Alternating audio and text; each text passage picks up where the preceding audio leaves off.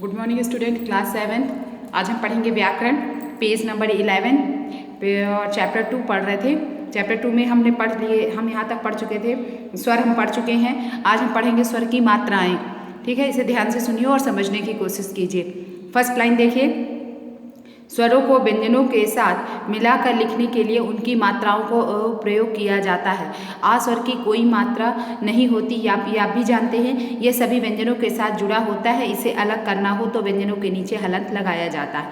जैसे का, ख आदि सभी स्वरों की मात्राएं इस प्रकार हैं, है ना। तो ये स्वरों की मात्राएं हैं। जैसे आ, दो छोटा आ की कोई मात्रा होती है कनक, बड़ा आ की मात्रा कार, छोटी की मात्रा ये कहलाती है। और किसान, बड़ी की मात्रा देखिए ये कहलाती है कील, ऊ की मात्रा कुल, ऊ बड़ा ऊ की कुल, ये तो आप जानते हैं। और इस तरह से व्यंजन में स्वर की मात्राएं लगा देने से मात्रा लगाते हैं तब नए शब्द बनते हैं। ठीक है, तो इसके बाद आते हैं अब हम व्यंजन में। ठीक है, व्यंजन क्या कहलाते हैं ये मैंने आपको पहले ही बताया था। व्यंजन कहलाते हैं, व्यंजन वे वर्ण होते हैं जिन वर्णों के उच्चारण में किसी अन्य वर्ण की सहायता लेनी पड़ती है। जिन वर्णों के उच्चारण में किसी अन्य वर्ण की सहायता लेनी पड़ती है वे क्या कहलाते हैं? व्यंजन कहलाते हैं। ठीक है, यही परिभाषा लिखिएगा जो मैंने पहले आपको बता दी थी, वही याद कीजिए। बार बार याद करने में आपको कन्फ्यूजन होती है। जिन वर्ण, इसमें देखिए परिभाषा डिफरेंट कर दी गई है। जिन वर्णों के उच्चारण में स्वरों की सहायता लेनी पड़ती है तथा वायु मुख में कहीं स्पर्श करते हुए या घर्षण करते हुए बाहर निकलती है उन्हें व्यंजन कहते हैं। थोड़ा सा चेंज है बात वही, तो हम क्या लिखेंगे? वही परिभाषा लिखेंगे। ध्यान से सुनिए। जिन वर्णों के उच्चारण में अन्य वर्ण की सहायता लेनी पड़ती है उसे हम व्यंजन कहते हैं। केवल आप इतना लिखेंगे, ठीक है, और इसी को याद करेंगे। फिर उसी को व्यंजन कहते हैं। और का से हा तक 33 वर्ण व्यंजन हैं।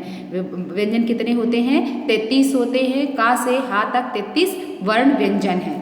ठीक है, व्यंजन के भेद है। व्यंजन के भेद देखिए, व्यंजन के 3 भेद होते हैं।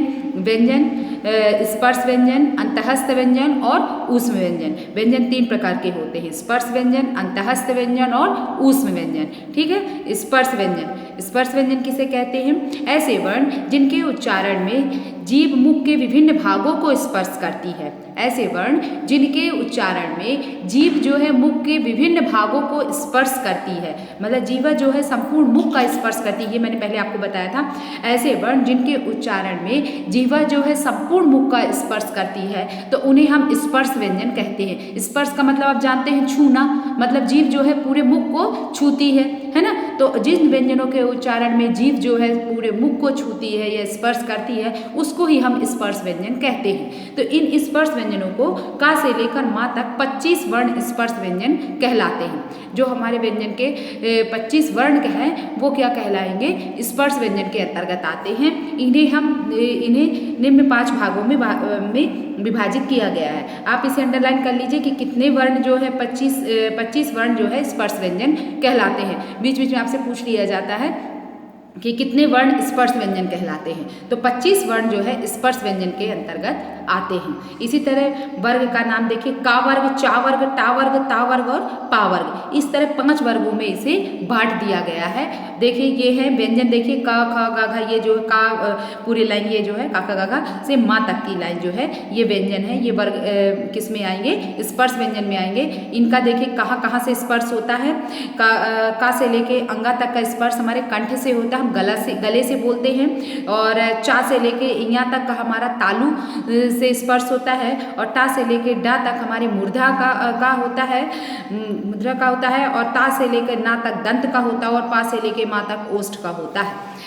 ठीक है, ये स्पर्श व्यंजन कहलाते हैं। अंतःस्थ व्यंजन, अंतःस्थ व्यंजन बीच के व्यंजन होते हैं। जो व्यंजन न स्पर्श होते हैं और ना ऊष्म होते हैं और उनके बीच वाले व्यंजन जो है अंतःस्थ व्यंजन कहलाते हैं।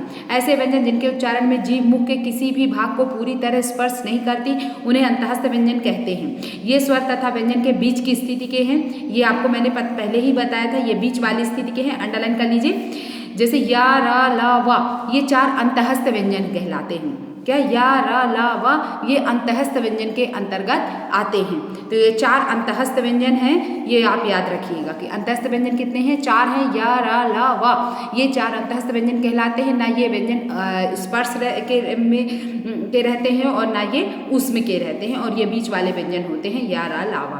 ठीक है, तो आप परिभाषा लिखेंगे नोटबुक में, ऐसे व्यंजन जिनके उच्चारण में जीभ मुख के किसी भी भाग को पूरी तरह स्पर्श नहीं करती, उन्हें हम अंतःस्थ व्यंजन कहते हैं। इसके बाद आता है ऊष्म व्यंजन। ठीक है, ऊष्म व्यंजन ऐसे व्यंजन जिनके उच्चारण में मुंह और हवा के रगड़ से ऊष्मा पैदा होती है, उन्हें हम ऊष्म व्यंजन कहते हैं। अब ऊष्म व्यंजन क्या है, ऐसे व्यंजन जिनके उच्चारण में मुंह से ऊष्मा निकलती है, ये मैंने पहले आप लिखाया था, वही आप परिभाषा लिख लीजिएगा। जिन वर्णों के उच्चारण में मुख से ऊष्मा निकलती है उसे ऊष्म व्यंजन कहते हैं। जिन वर्णों के उच्चारण में मुख से ऊष्मा निकलती है उसे हम ऊष्म व्यंजन कहते हैं। ये ऊष्म व्यंजन है श, ख, स, ह। ठीक है, ये आपके 4 व्यंजन हैं, ऊष्म व्यंजन के अंतर्गत आते हैं। ठीक है, इन्हें आपको ध्यान रखना है, इसे आप याद करेंगे। इसके बाद है ड और ढ। ड और ढ व्यंजन ये टा वर्ग के ड तथा ढ व्यंजन के नीचे बिंदु लगाने से बनते हैं। नीचे बिंदु लगाने से इनकी ध्वनियों में अंतर आ जाता है। जैसे ड से डर, डंडा, देखिए आपके बुक में दिया गया है डर, डंडा। इसी तरह ढा है ढेर, ढोल, और इसी तरह अगर बिंदी लगा देते हैं तो बिंदी किस में लगती है, जैसे पहाड़ है ना, तो पहाड़ में बिंदी लगेगी, गाड़ी में बिंदी लगेगी, ढा चढ़ना, बूढ़ा, इस तरह बिंदी लगा देने से उसका शब्द का उस वर्ण का वो बोलने का उच्चारण जो है वो बदल जाता है। फिर इसके बाद आता है संयुक्त व्यंजन। संयुक्त व्यंजन क्या है, जो व्यंजन 2 अलग अलग व्यंजनों के मेल से बने हैं, जो व्यंजन 2 अलग अलग व्यंजनों के मेल से बने हैं वे संयुक्त व्यंजन कहलाते हैं। अलग अलग व्यंजनों के जो मेल से बनते हैं उनको हम संयुक्त व्यंजन कहते हैं। संयुक्त व्यंजनों को संयुक्ताक्षर भी कहते हैं। अक्षर भी, हम वर्ण को अक्षर भी कहते हैं, है ना, कंफ्यूज नहीं होना है। वर्ण को हम क्या कहते हैं, अक्षर भी कहते हैं। तो संयुक्ताक्षर मतलब जो संयुक्त मतलब मिलाकर बनने वाले अक्षर, तो हम यही तो पढ़ रहे हैं संयुक्त व्यंजन, है ना। तो संयुक्त व्यंजन क्या कहलाएगा, जो व्यंजन 2 अलग अलग व्यंजनों के मेल से बनते हैं। जो व्यंजन 2 अलग अलग व्यंजनों के मेल से बने हैं वे संयुक्त व्यंजन कहलाते हैं। ठीक है, संयुक्त व्यंजनों को संयुक्ताक्षर भी कहते हैं। ये इस प्रकार है, जैसे देखिए छा है, त्रा है, ज्ञा है और स्रा है। तो छा किससे मिलकर बना है, का और शा से मिलकर बना है, और त्रा बना है ये स्वर रहित ता और प्लस रा से मिलकर के बना है त्रा।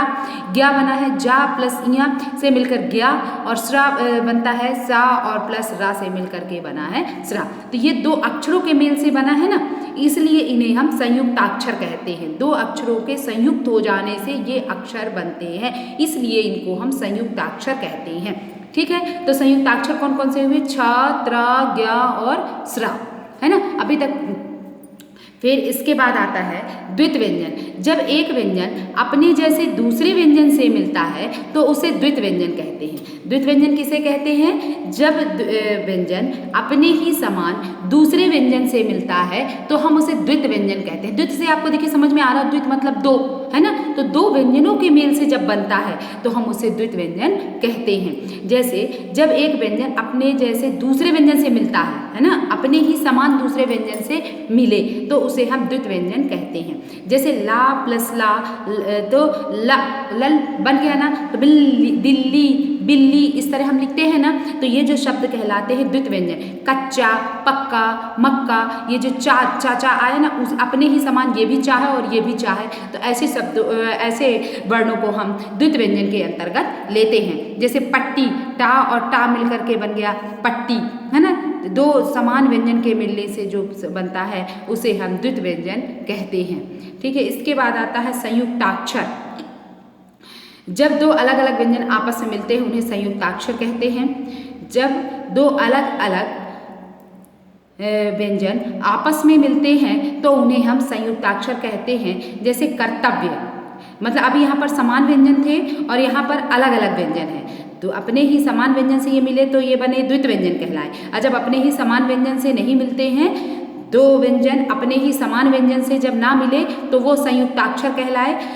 इनमें पहला वर्ण स्वर रहित होता है और दूसरा वर्ण स्वर सहित होता है। पहला स्वर रहित होगा और दूसरा स्वर सहित होगा। आधा है ये, देखिए आधा वा है ना, तो ये स्वर रहित है और स्वर सहित व्यंजन से जब मिलेगा तब जाकर के ये संयुक्ताक्षर बनेगा। ठीक है, इसे ये परिभाषा आप अपनी नोटबुक में लिखते जाएंगे, ये परिभाषाएं आप अपनी नोटबुक में लिखेंगे। ठीक है, इसके बाद आते हैं आगत व्यंजन। आगत व्यंजन क्या कहलाते हैं? विदेशी भाषाओं से आए कुछ शब्दों के शुद्ध उच्चारण के लिए हिंदी में जा तथा फा के नीचे क्या लिख दिया जाता है?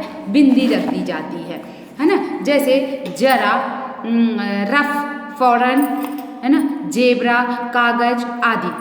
जा तथा फा वर्ण के नीचे लगने वाले बिंदु को हम नुक्ता कहते हैं। ये जो बिंदी लगती है इनका नाम क्या है? नुक्ता।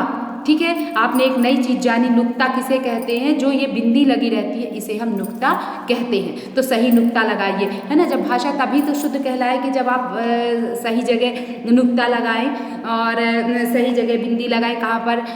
डा में सही रेफ लगाएं, तब जाके आपकी भाषा शुद्ध होती है। नहीं तो समझ में तो सब आ जाता है, आप कुछ भी बोलेंगे तब भी समझ में आ जाता। समझ में आना बस केवल जरूरी नहीं है, शुद्ध लिखने के लिए ये सारी चीज़ें हमें का जानकारी होना हमें आवश्यक है, तभी आपकी भाषा मानक भाषा कहलाएगी।